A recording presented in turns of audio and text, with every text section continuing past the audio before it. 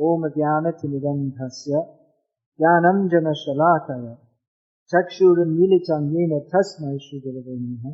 She's also number 2 in terms of status. The main queen is Rukmini. But Satyabhama was also jealous by nature. So she wasn't so happy being number 2. And it's said that Krishna appeared to favor her more than any other of the queens. She would argue and fight with Krishna. Krishna enjoyed that. This is recorded in Shastra. You see, sometimes Krishna also tried to make Rukmini angry so he could enjoy some kind of quarrel with her. She could not enter into that mood. She's in different mood. Her sthai bhav, or her intrinsic mood of devotion for Krishna was so much fixed in that of a very subservient wife that even Krishna prodding her to try and make her angry, he couldn't do it. And when he apparently pushed her too far, instead of becoming angry, she simply fainted. She couldn't psychologically take that. So that's and Satyabhama has a different mood. And all the 16,108 queens, they all have different moods. They're all different individuals. They all relate with Krishna in different ways, and Krishna enjoys relating with them all in different ways.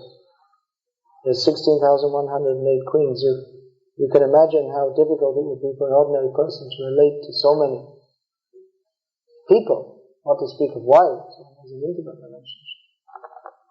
We can't have intimate relationships with so many people, otherwise it stops becoming intimate.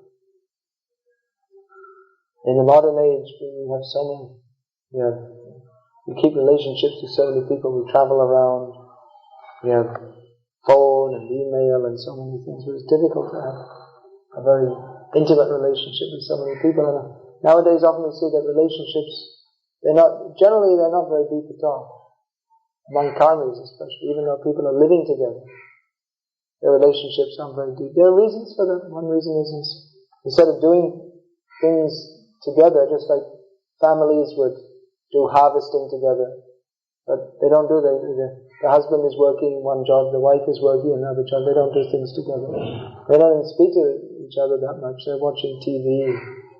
So, where's the relationship? Unless you do things together and speak to each other, then how do you relate? It's Shantaras at best, sitting in the same room watching TV. It's like you're in the same room. Simply being in the same room doesn't make a relationship. So doing things together, you see Krishna took Satyabhama when he went to fight with Narakasura. He didn't take Rukmini, he took Satyabhama. She was an adventurous lass. You know the word lass means? It means like a young woman. She was an adventurous young woman. She wasn't the stay-at-home type. She liked to get out. So she was also, she's also Kshatriyani. She's from Kshatriya stock. So she was also, that's described, she was also, when they were fighting, they were shooting at Garuda, she was also helping with the fighting. Rukmini also, as coming from Kshatriya stock, she also knew the Kshatriya. That's described that when Krishna was taking her, he was driving away on the chariot, she was driving the chariot and Krishna was fighting. So she knew some of the Kshatriyas. Of course, driving a chariot, that is considered the work of a Shudra. That is, the Sarati is considered a Shudra. That's why for Krishna to become Partha Sarati was quite surprising, because Kshatriya generally won't become the Sarati, the chariot driver of someone else, because it's considered very low status. That's why Karna, you'll find in Gita that's described, Sutaputra is described as the son of the chariot driver. son of the chariot driver. The Pandavas related to him, they used to call him like that as an insult because he was trying to be a king. Of course, Duryodhana made him a king because at the Swayamvar of, who was that? Swayamvar of Draupadi. She said that I can only marry a Kshatriya. And in this way she insulted Karna, who was also as good as Arjuna in the Kshatriya arts, especially in archery. So Draupadi didn't want to be captured by Karna. It was a test of shooting. Look up, look down, shoot.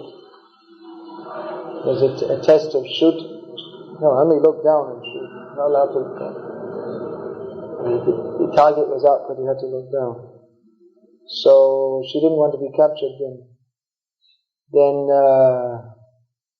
So that was a great insult to Karna. But then Duryodhana immediately said, "Okay, I'll make him a king," because he was the emperor. He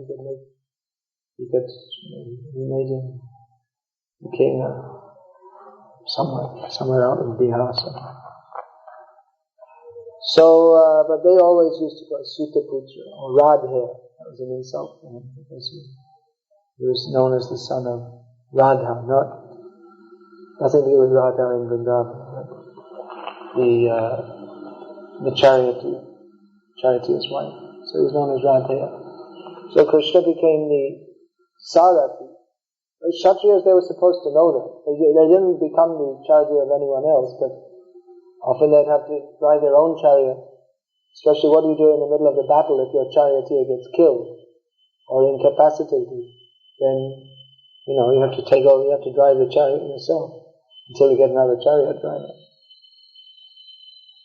So, they would know these arts, and it appears that the Kshatriya women, they also knew these arts. There are some, in Indian history there's famous that Rani Jhansi, she was fighting against the British.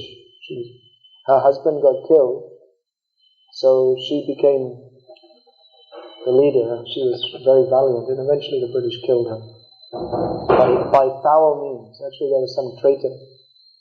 Someone betrayed them. In Europe also there are some cases. Joan of Arc in France, she was fighting against the English, and the English burned her to death. Wasn't a very nice thing to do. There's a story from ancient Greek history. They were fighting a naval battle against some Greeks. They had so many little kingdoms right in Greece itself, and they were fighting against some Persians, naval battle. So they were fighting, and then the Greeks came to know that the Persians were being led by their queen. She was out there fighting, so they became so angry that how can a woman fight against us? So they became completely so angry, they just went berserk and they completely smashed their whole forces, and that spurred them to fight more. They thought it was such an insult that a woman should be fighting against us. So anyway, the Kshatriya, there's a very definite spirit there. Prabhupada described that actually when Prabhupada was lying on his bed, in those days he could hardly move, but he was still translating his books, and holding the mic. He was lying down and holding the mic like this. So they asked Prabhupada that, Prabhupada, already everything is given in your books, so why are you struggling now? So Prabhupada said, it's just like a good soldier, a Kshatriya, even if he's completely injured and he can hardly move, he's even if he's lying down, he can't get up, still Prabhupada waved his hand, he'll wave his sword and try and see if he can catch some enemy soldier and do some damage. That's the real Kshatriya spirit. That's the real Kshatriya spirit. So Prabhupada was showing the spirit, and the queens, they had that. It appears that Kshatriyanis, they weren't so much the stay-at-home type. They were also quite dynamic. They had to assist their husbands. Draupadi, she was managing, anyway the wife manages the affairs of the husband, the home affairs. But in the case of Draupadi, the home affairs means the home was the palace, with hundreds and thousands of servants, and all the time different brahmanas would be coming and wanting something, and different guests, different kings coming. So it was like managing a big hotel complex or something. Plus all the accounts, all the money coming in and going out. And so she was overseeing the treasury and looking after guests. It was a big job. She was managing. But still, she was subservient to her husbands. Sometimes she chastised them also. But her basic move was one of serving her husbands. That's described in some detail in the Mahabharata, how Prabhupada has mentioned here, how Satyabhama and the other queens, actually all the 16,108 queens, they met with Draupadi and asked her, but how are you so expert in satisfying all your husbands? Because they wanted to serve Krishna better, even though they're perfect. They're attained the position of serving Krishna. Still they wanted to know. They asked another devotee how they could improve their service. So they asked Draupadi, and that's a whole section in Mahabharata, very important instruction on Sri Dharma, how the wife should satisfy the husband. Among her husbands there are also Kshatriyas, but they're quite different personalities also. I mean, Bhima was as different from Yudhishthira practically as anybody could be. Yudhishthira was almost Brahminical in nature, for which Bhima would sometimes sarcastically make comments about. Whereas Bhima was like the prototype of Rambo or something like that. He was a real He-Man. And Arjuna also, he was like something in between. He was a fighter, but also very thoughtful and moral person. Bhima's motto was just, let's crush the opposition by any means, as soon as possible. He vowed when Duryodhana slapped his thigh when Draupadi was insulted, he vowed that he'll break that thigh. And when Dushasana dragged Draupadi into the assembly, he vowed that when the opportunity comes, I'm going to drink the blood from his heart. After killing him, I will drink the blood from his heart. This is the kind of person Bhima was. And Draupadi said, okay, I'll take you up on that. She says, I won't tie my hair, because a woman should always tie her hair, unless she's in mourning. So she remained in mourning with her hair untied. She said, until you drink Dushasana's blood, until you fulfill that vow, I'll keep my hair loose. So she also had that Kshatriyani spirit. She very much wanted revenge on the Kauravas. She was always pushing Bhima. So she was always reminding him that Bhima had the vow he would kill all of the 100 sons. Actually, there are 101 sons of Dhritarashtra, but one was son of a Vaishya. He had a Vaishya wife also, Yuyutsu. He joined the Pandavas in the fighting. He didn't like his brothers. So Bhima did that, one after another, and Sanjay was giving the news. He was giving the news to Dhritarashtra that this son is killed, this son, one by one. Who is killed? Bhima.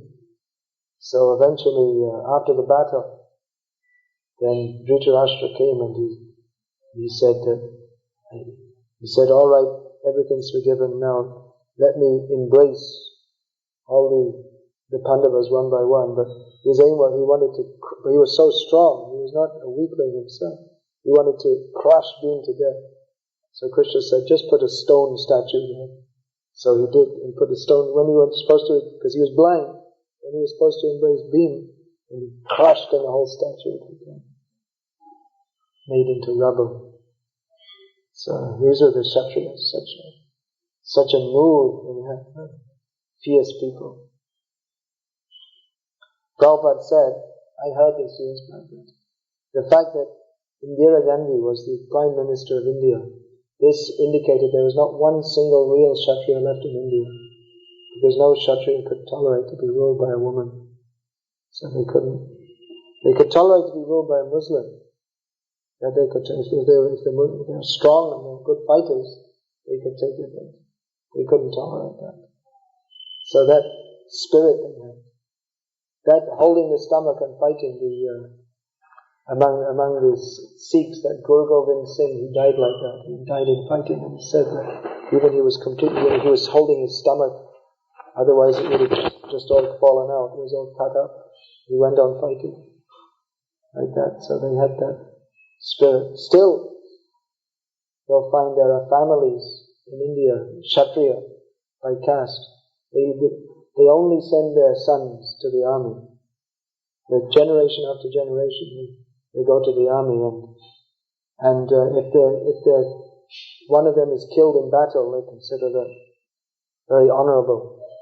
So they're still like that. The Jats in North India, most of the Sikhs are from Jat background there. The Indian army practically is based on the Gurkhas and the Sikhs. And there are some others also, but basically the fighting spirit is very strong. Still that spirit is coming down, even now.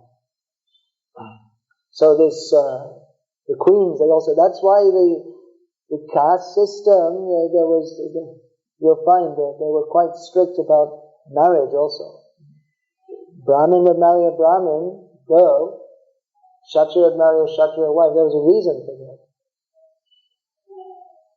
It's just like you breed, you have Jersey cows, you breed them with another Jersey cow, and then you get the quality of a Jersey cow. And Jersey or any, so many Gir, they have the Gir cows and bulls in Gujarat. They'll fight, lions won't attack them. In that Gir forest there are still lions. The lions won't attack them because they'll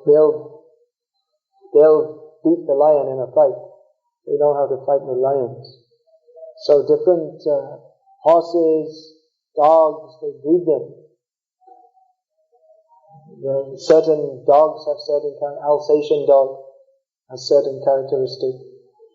Or they have these little white dogs, I don't know what they're called, but they bark and they make a horrible noise. So they have their own characteristic. Cats, they breed cats, they have cat contests and all this. But with humans also, that you see that they kept the Brahmin families, Kshatriya families, because if a Kshatriya is married with a girl from a Kshatriya family, then they tend to produce a child of that certain spirit. That's why we see the Pandavas, when Parikshit was born, they wanted to know, will he maintain the same spirit of our line? They had a whole line of kings. It wasn't an ordinary thing to be a king. It's not like being voted nowadays to be voted a prime minister or a chief minister. They have no qualities of actual leaders. The real qualities of leaders, they should be fearless in uprooting evil, but rather the modern leaders, they're in cohorts with the evil elements.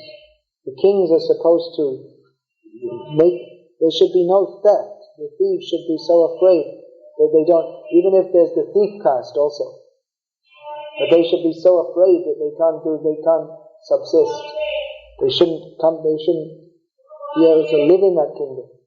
They'd be so afraid. But the kings, the modern kings, they themselves are the thieves. And they're in nexus with all the gangsters. So this modern idea, they have no moral principles, religious principles, no training. So the traditional Kshatriyas, they weren't like that. They were very honorable and noble, and they had a very high sense of honor.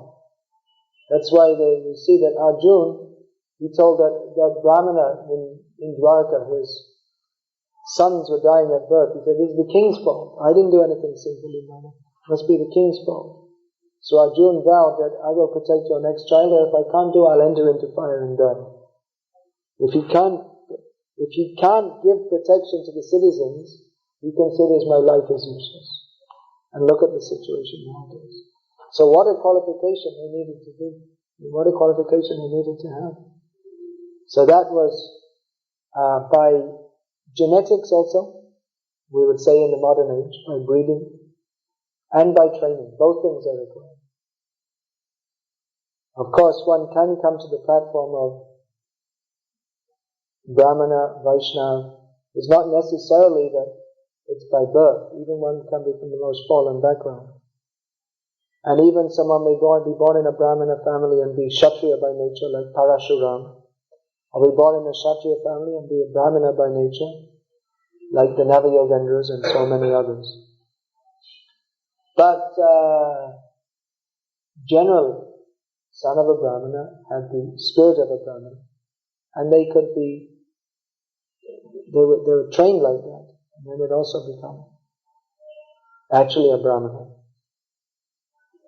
So you see, it's a very, very distinct type of personality. And you can still see in India today, to some extent, how the Brahmana nature, Kshatriya nature, you'll hardly see, but you'll see business families, they have that, just by nature, there's a whole mood that goes with it, whole attitude, whole outlook. There's so many castes, subcastes. So the queens of Krishna were headed by Satyabhama. Krishna had 16,108 queens who were all different. They all related to him differently. Krishna was able to fully satisfy every one of them in his dealings with every one of them, even to the extent that even though Krishna himself was playing the part of an ordinary prince, but he brought from the heavenly planets the Parijat tree. In other words, he was thinking how to satisfy his queens. That the whole world is going on like that. That someone buys a new car, and then next door the wife is saying to her husband, "Well, we should also have a new car." So like that, Satyabhama saw in the heavenly planets, you see, Aditi is showing, you see, this is what we have in the heavenly planets, and she was thinking, well, I'd like that too. And she was showing that we're using. People like that. They get a big house, and then they like, sometimes when you go in someone's house, they like to show you this room and that room, and they like to show you this facility and that facility. They like to show, they work hard to make money, then they make a big house, and then what are they going to do? It's to show other people. You see, we have this facility and that facility, so they like to show. And especially the women, they like to show, and you see, to another, they like to hold parties, and then how big a party they can have, and how much they spend. It's all prestige. So something like that was going on with Satyabhama also. But Krishna, appearing as an ordinary henpecked husband,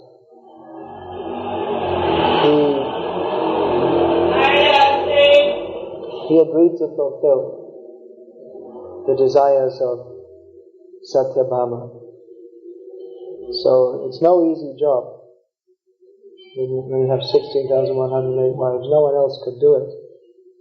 But Krishna was doing it, and each wife thought how he did it. He had a special technique which no one can copy. That he stayed with each wife in the palace, and they thought that Krishna was only with me, because they saw Krishna is with me all day. Just in the morning he goes out for the meeting, the public darshan, darbar, called. In the, what was the name of that? Deva Dharma? Sudharma meeting hall. So at that time all these 16,108 forms would merge into one Krishna. And then he would come back and he would be all day with each queen, and they thought, he's only with me all day, every day. Because they didn't know, they couldn't imagine he's with all the other queens also.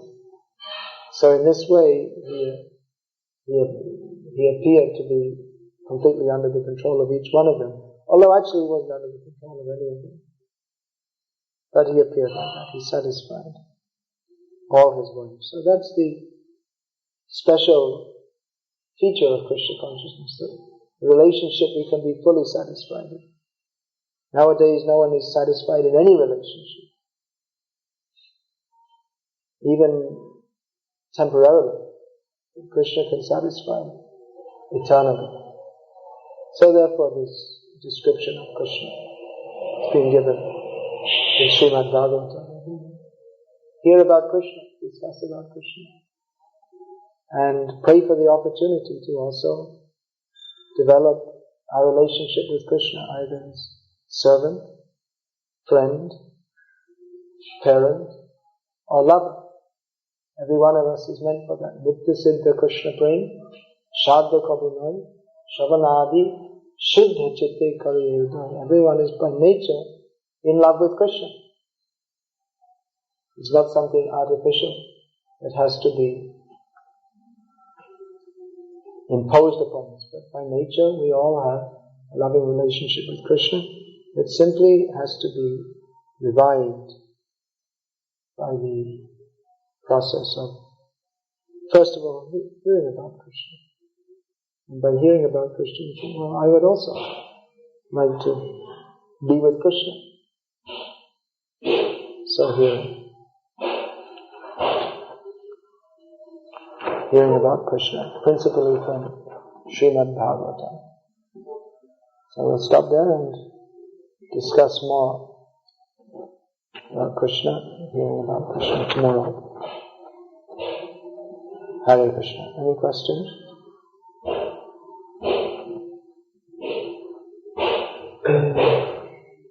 I read in the last portion of the devotion, he said, when the Radhas are not going together, in one sentence, Prabhupada said that we should be very careful in which rasa we are situated.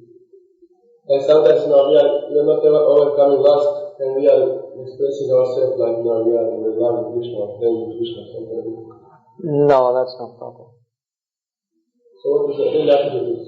Like servant? No, first of all, one has to develop the mode of service. All relationships with Krishna, they have as their basis service, because everyone is eternally Jiveswarupai Krishna Nityadas. So first of all, one has to become situated in a mode of service. Then everything else can develop from that. Already Indra was defeated Vrindavan. Now again we also know. Yeah, it shows how the nature of Maya. Indra was already humbled by Krishna in Vrindavan, and then again he wanted to fight with Krishna. So you see, it's just like someone takes to Krishna consciousness and then again they start smoking cigarettes or something. And then they come back to Krishna consciousness, and again they go away.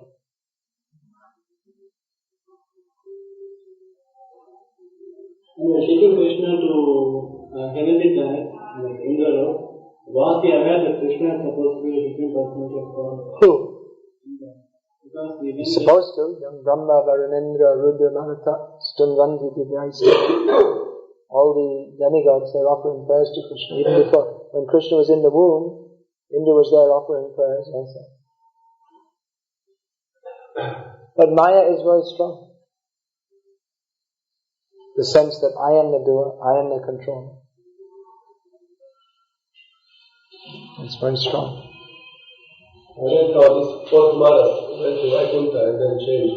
So how is possible for them, which were Brahma Devas person, to come to that point to reach Vaikuntha?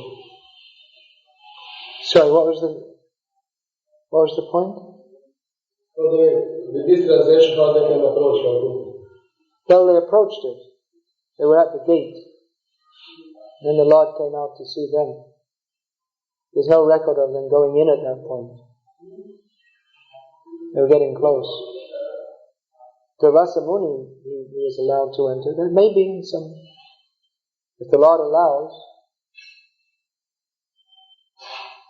He may allow them. Not that he was going to stay there, but he was allowed entrance.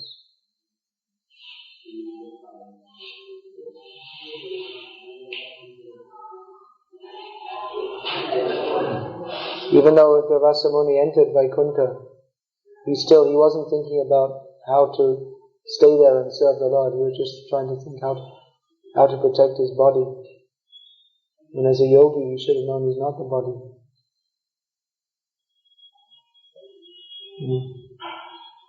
In our society, there are many devotees who have this nature of Kshatriyas. I don't know if they have the natures of Kshatriyas, more like bullies or something like that. Bully, I don't know, someone who tries to dominate over someone else by force. Ishvara Bhav, that is described in Gita as the mood of a controller. That's described in Bhagavad Gita as the nature of a Kshatriya. It's also described as the nature of a demon. So, it depends where it's coming from. Although Prabhupada said the Western people are originally from Kshatriya stock. But a Kshatriya, when he becomes degraded, is just, just makes a big mess. Like you see the European people, they're always fighting. And even if they don't have wars, they still have like soccer hooligans. Like this.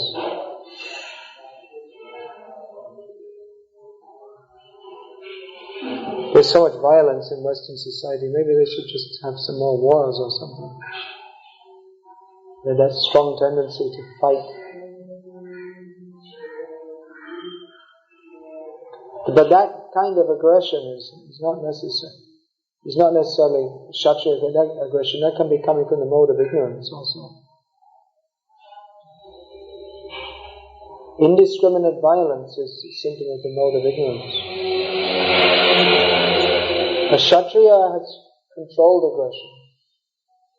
He's supposed to be. He's supposed to fight only on religious principles. And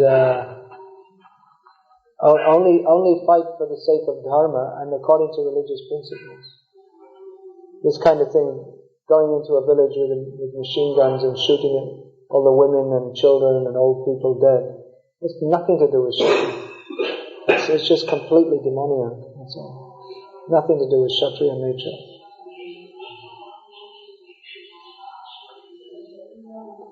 If you mean the controlling tendency, well again, that Ishvara Bhav, it can be coming from a demoniac background, or it can be if one wants to control the people for the sake of guiding them in dharma. That can be considered like Kshatriya nature.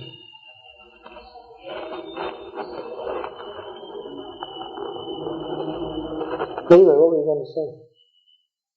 You were saying so many people in our society have that nature. I want to say how it's possible for them to, to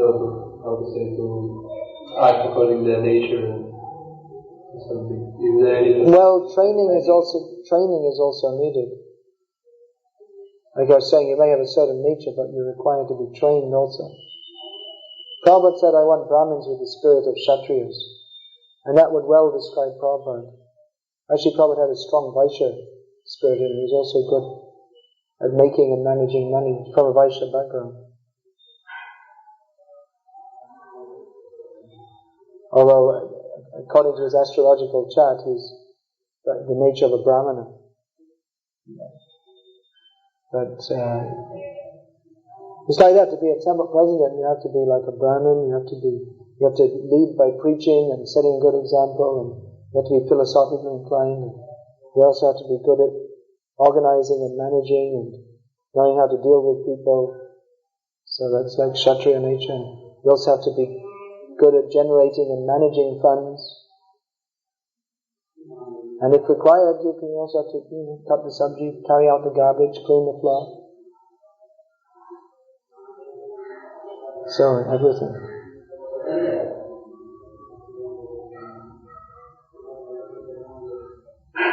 Then the nature can be dovetailed by using it in the service of Krishna.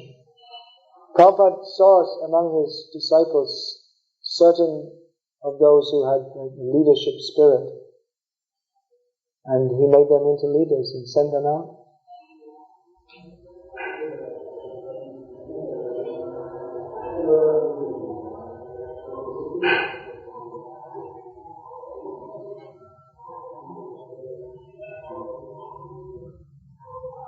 How can we practically become more mature or more fearless? Because we are very young and some pressure is there to... How can we practically become more mature? Well, by experience that comes in course of time.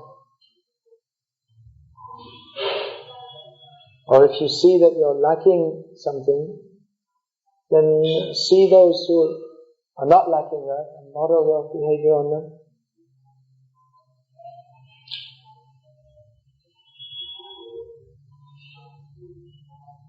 But you should be somewhat experienced by now. Been serving in the Sankirtan movement for a few years now. How many years? 4 years? Should have understood the basics at least by now.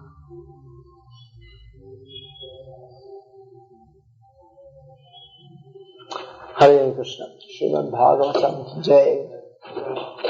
Srila Prabhupada ki jai. Bhagavatam Shaham. Kamaraga Vivanti. It's like I understand a strong devoid of passion desire.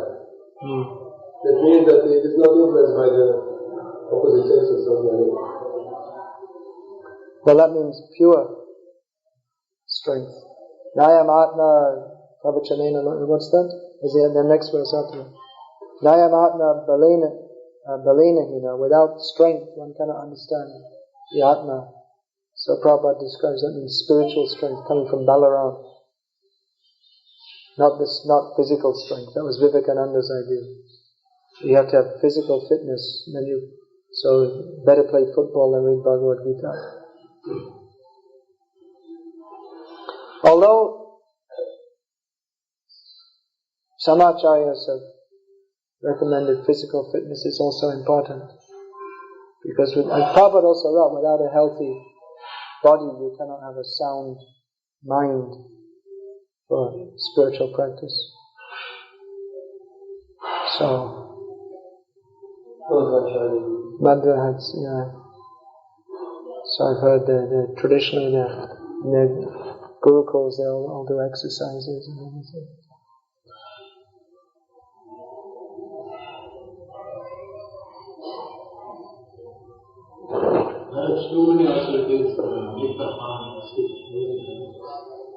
Make the heart hard, yeah, because why austerity makes the heart hard? Because it's simply denial. And giving as Krishna says in the Gita, that those who torture the body, they torture the super soul within also. It's not pleasing. There's no need to submit the body to unnecessary pain. It's not required. And also the tendency is there to become proud also, which also means hard-heartedness. Detachment doesn't necessarily mean that you just completely give difficulty to the body. Real detachment means that you can live in the world but not be attached to it. And you just take what you need for the maintenance of the body so you can serve Krishna. which is more important than starving the body.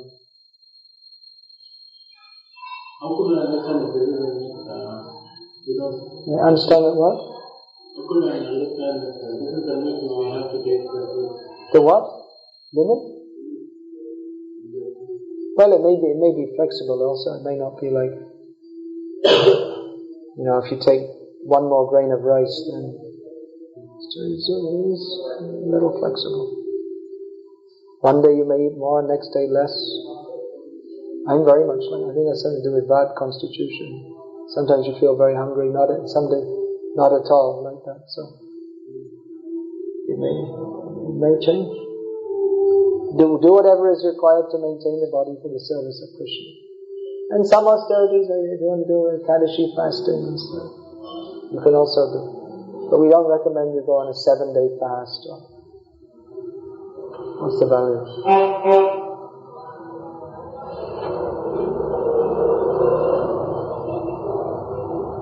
These three hypotheses, internal hypotheses. Three what? Internal hypotheses. What do you mean? Savit, Nandini, and Nadu. How they manifest, which one is for each guna? Is it connected to, is each one connected to a particular mode of nature? When they are reflected, then it's coming back. I'm not aware of that. You'd have to show me. I don't know. That corresponds to Satchit Ananda.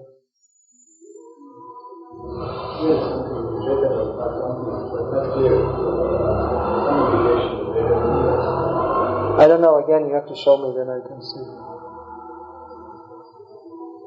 Like we had some other question about the football, the universe is floating like footballs. I have to see. I can't remember everything. As the words Prabhupada used. How can we recognize what is karma yoga?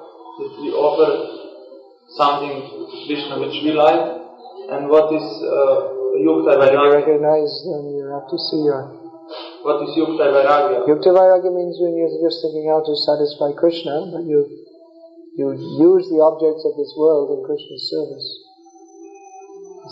When you're thinking how to satisfy Krishna, that is bhakti. When satisfaction of Krishna is secondary to our own sense satisfaction, that is not bhakti. Or even when we're thinking to satisfy Krishna, but we're also thinking to satisfy ourselves, then that's karma mishra bhakti. It's not pure devotional service.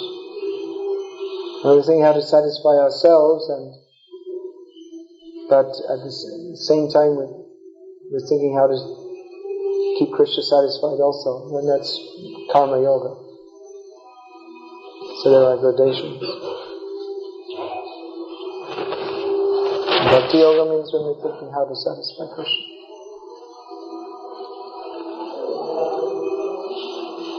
But the terms, they may be used interchangeably also. Sometimes. What is the actual difference between third chapter and the fifth chapter? Karma yoga and Krishna consciousness. This karma yoga and Krishna consciousness is like the more detached. Well, in the third chapter, that talks about demigod worship. It's very primary level.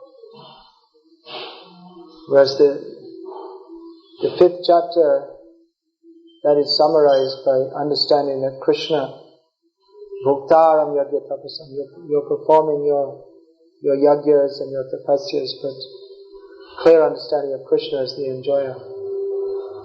That's how I understand it. Whereas the third chapter is like this process of knowledge is there, the fourth chapter is process of knowledge. yeah. So with knowledge. And the fourth chapter also discusses sacrifices. So it's a gradual progression, isn't it? So this yagya, this yagya can also, they don't know actually what is meaning of yagya, that's the position. It would appear that at that stage Krishna is talking about the karma-kandis who don't have a very clear understanding of Krishna's position. So that's a primary stage.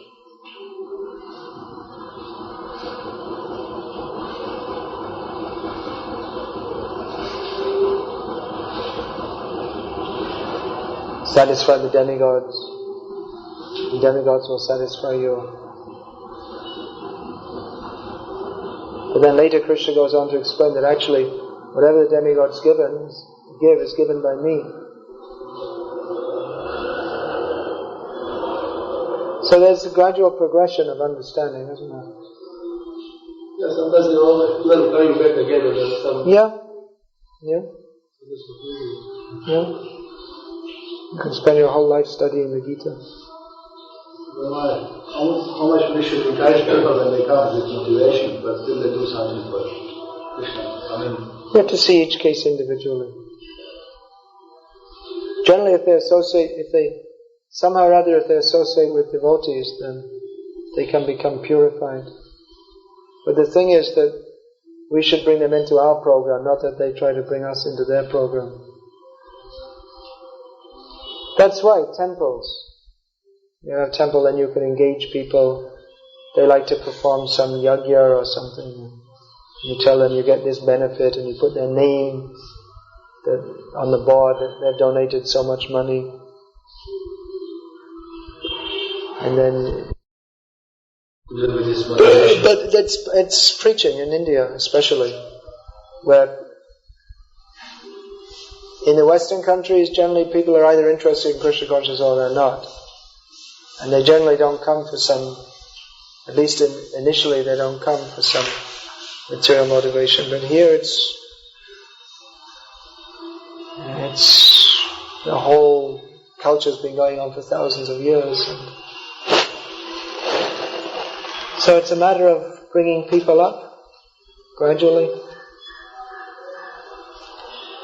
Not everyone can come up to the highest standard. That's why temples are especially for neophyte devotees. For giving a people, they'll come and take darshan. They'll hear the kirtan. Not that many people are interested in the philosophy. They'll take prasadam. They can do some service, and they hear, they learn, or they know that bowing down to the deities is good. You'll get the blessings. Circumambulating the deities is good. So it helps them to come up gradually. Here you see people, they tend to respect sadhus or to be favorable to them, but they don't. So that's a plus point. They don't, what we're actually preaching they may not understand. They think you're just for helping them in material life or whatever. So that may not be very pleasing to you, but then their attitude in general is more favorable. So every preaching field has its particular idiosyncrasies. There are some plus points and some minus points. So if we're going to preach here, then we have to. If we're going to preach in India, we have to be aware of this. We can't expect to change everyone overnight, immediately. But we should encourage everyone to take to Krishna consciousness in some level or other.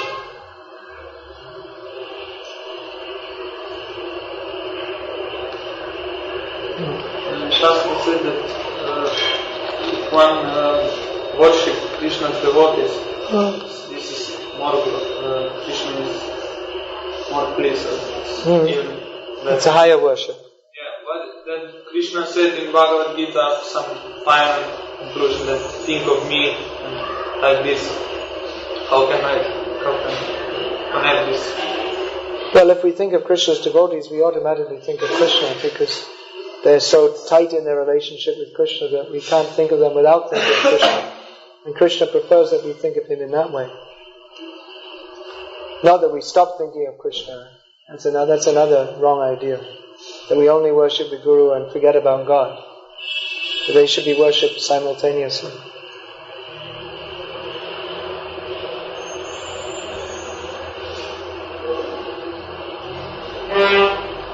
The general principle that is stated in Gita, that is explained in more detail and more depth elsewhere.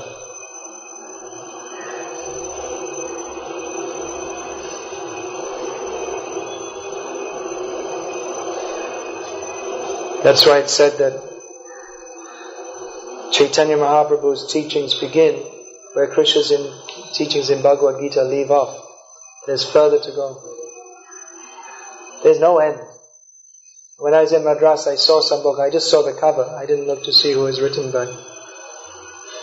Someone had some book called The Pinnacle of Devotion. You know what pinnacle means? It means like the top of a mountain, like the peak. But I was thinking, actually there is no peak. That means the end. There's no further to go. But there is no end. The devotee never thinks that now I've reached, this is it, this is the limit. There's no limits.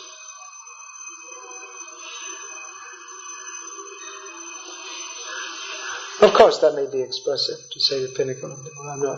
I don't want to unnecessarily find fault with the author of the book, whoever it may be, without seeing the book, maybe. It's a manner of expression, but I was just thinking that pinnacle, there is the final point. There is no final point of bhakti. It's always increasing. So Krishna was present even before Krishna, but in different capacity. So what that means? I haven't seen that explained anywhere, but it may mean that he was not exactly in the form of Arjuna. Or it may be that he was Arjuna, but the Leela may have been somewhat different. I don't know, it's not explained. That's true, yeah. That's one point.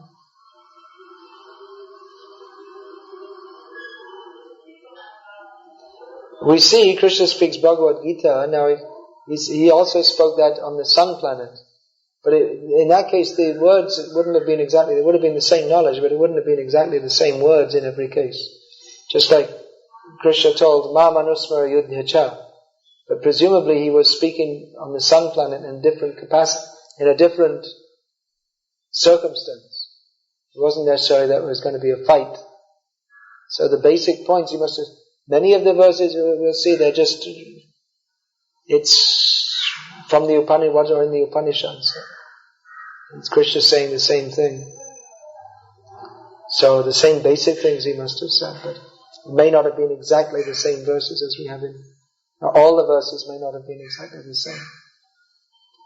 When he says, Janma karma chamedivyam evangyo veti tanadayam punja naitima meti so Arjuna. He says Arjuna, but he wouldn't have said Arjuna to Vivasva. Naitima meti so Vivasva. It doesn't fit the meter either. Naitimam, how's it going? Naitimam eti sadeva, you may have said. Oh God. Speculation. But then that whole sequence of questions come when aparam bhavato janma, param janma vivasvita, katam etad janmayam, samahado proktavaniti. That whole sequence of questions comes when Arjuna asks Krishna that the sun god is older than you, then how am I to accept that you spoke this knowledge to Vivasva when he was born so many millions of years ago and you are contemporary to me?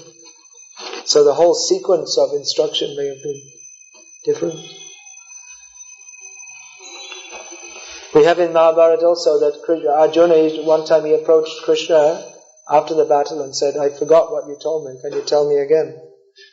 And Krishna, there's a whole, it's called Anugita, which Krishna gives the same knowledge, but it's like in a differently presented. Maharaj, in some places, Krishna says, Tam eva sharanam kacha. You surrender. Yeah, I surrender unto him. Well, because he's established himself as the Supreme Lord. It's just like the temple president, he's speaking, the temple president may give an announcement, and he's speaking on a principle that no one should enter the temple president's office without knocking. So he's speaking on a principle that it's not particularly me, but because the position is there of temple president. So, tameva sharanam gaccha, because he or I am the Supreme Lord, therefore you should take shelter of him. So in ordinary life it's like that also. Someone may speak in the third person when they're referring to their position. You surrender unto me, yeah. That's so he may say that please don't enter the town president's room without knocking, otherwise I'll get angry.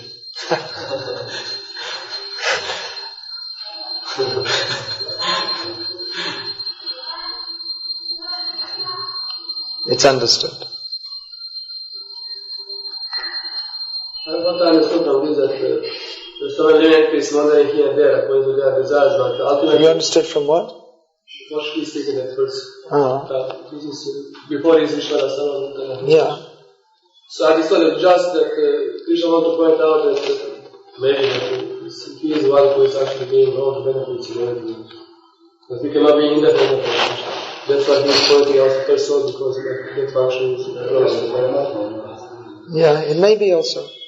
We'd have to see how the different acharyas have commented. Because that's you can spend your whole life studying Bhagavad Gita, all the different acharyas' commentaries.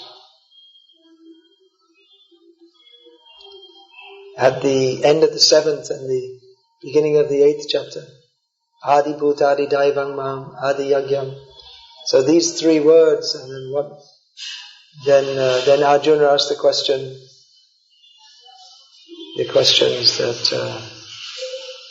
Kim Tad Brahma Kim Adhyatma. What is it? Who is Then Kim Karma Purushatam Adi Daivam Katam Gotra Dehi Srimad Prayana Kali Chakatam. Krishna just answers, except that Prayana Kali Chakatam. Then how can they remember you at the time of death? He just answers in one word reply. So it's not, both the question and the answer could be interpreted in many different ways, and the acharyas do give different meanings. You could, and then exactly what these things mean, how these words have appeared in Shastra, in the Upanishads, in different places. It's a whole big thing to study.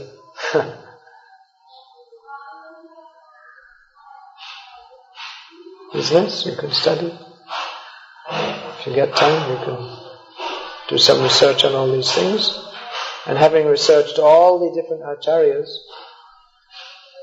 then finally understand that how Prabhupada has presented in Bhagavad Gita as it is the perfection of understanding.